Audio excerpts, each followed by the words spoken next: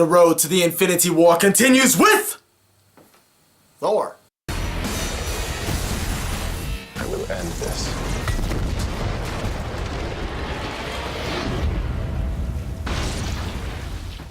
Hey, how's it going, guys? My name is YoumaycallmeLando Jr., but you may call me Lando. And I just want to say that I have seen Thor, the mighty Thor, the brave, crush the infidels in your... Sorry, had a Man of War moment. We're on our way to the Infinity War, but baby steps, little bitty baby steps, little by little. We have an introduction, a new character, a new Marvel hero has entered the MCU, and that is the God of Thunder. No, not Zeus. No, the other God of Thunder. The kind of like the lower grade version, not the God of all gods. Yeah, that Norse God. There we go. Yeah, that guy. He's here. Thor. He has entered the MCU, and we got the chance to see him live in action. For those of you wondering what that Thor movie was all about, here's what it is. Arrogant God learns his lesson. The end.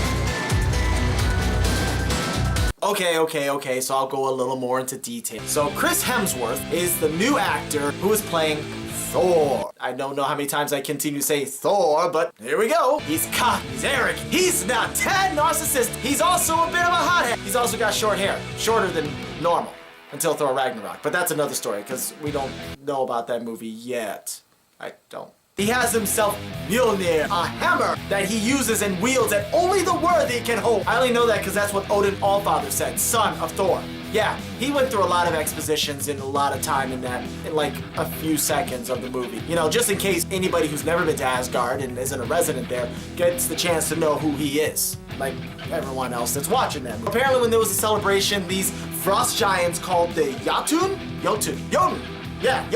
from Jotunheim, decide they try to infiltrate Asgard. They grab something, or at least they tried to. It fails, so they thought, oh, okay, well that just means it's an act of war, says Thor. So Thor goes over to Jotunheim, home of the Frost Giant, fights them, realizes it was all just some bullshit thing, but he got so all hot-headed he did not think it through. And of course, Father says, all right, son, I'm gonna take you to a place that nobody ever wants to speak of, a place that only the few have ever gone to and are proud to be there. You're taking me to New Mexico? Out you go!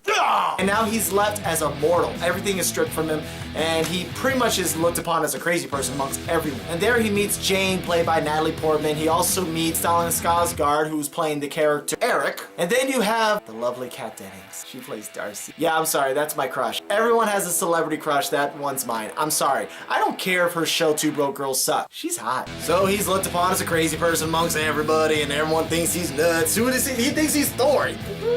How's a guy who's looking like that? It's crazy. Damn. Then apparently from the hometown, Mjolnir, the hammer, struck down, and now no one's able to grab it. No one has a hold of it, no one can get it. Some guy who passed by, who tried to pull that hammer out, said it was 50 miles away from their hometown. Hold on, stop. 50 miles away? You travel 50 miles to see this. I could understand 20 miles maybe, but 50 miles? Did anybody read this? 50 miles. I'm sorry. That's pretty far. I don't.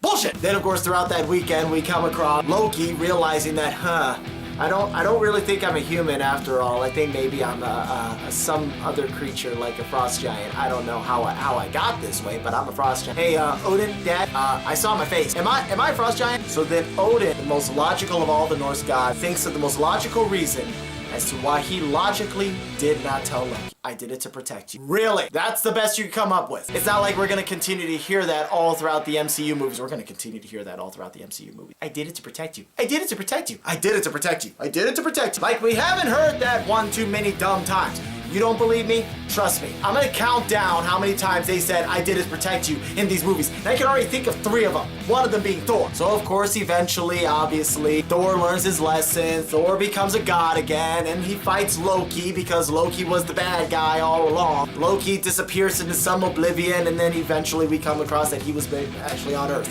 Just like everybody was in this movie. But what were my thoughts about this movie? Was it good? Was it bad? Well, there are some things I have to say for one thing. There were characters that I don't think were really memorable, to be honest. As much as I really am attracted to Kat Dennings. She's alright. She was okay in the movie. Jane and Thor, it's cute. I think in a sense it was a little heartbreaking when Thor had to pretty much break the portal that lies from him over back to Earth. I mean, that was a little like, oh.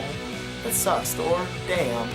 Well, I hope you find some other doorway to get there. Honestly, I don't know if there is another way because they never really explained it in the film, but I hope you find one. Other characters, I mean, his 4 companions, his 4 friends in this movie, I don't remember their name. No matter how many times I'll see these films, I will never remember their names. So I'm just gonna call them the way that the movie called them. Robin Hood, Jackie Chan, featuring Arwen and Gimli. Those are names I remember. I do not remember those 4 guys. But the Frost Giants of Jotunheim, who gives a shit about them? Nobody. There's no reason for them to be in this movie except for Thor showing that he's a hot-headed imbecile. Hey, they're Frost Giants! Who gives a shit? They actually declared peace amongst the people of Asgard. Who gives a shit? Nobody gives a shit. Do you give a shit? You don't give a shit. You give a shit. You don't give a shit. Show of hands, who gives a shit?